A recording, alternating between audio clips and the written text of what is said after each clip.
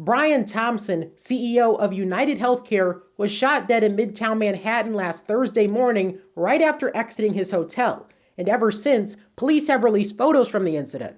One of the shooter in a Starbucks shortly before, one of the shooter in a taxi cab, one of the shooter at a hostel, and a few other spots around the city. But today, it was police in Altoona, Pennsylvania, who were tipped off to someone who looked like the suspect at a McDonald's restaurant by an employee shortly after 9 a.m.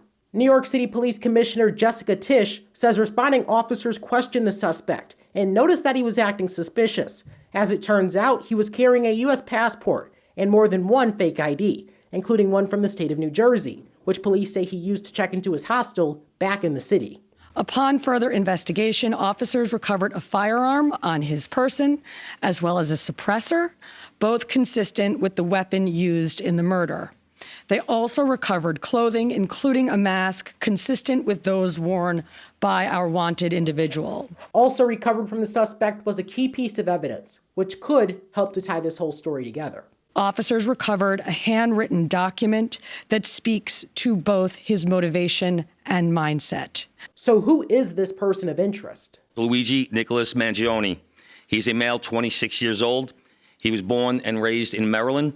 We know he has ties to San Francisco, California, and his last known address was Honolulu, Hawaii.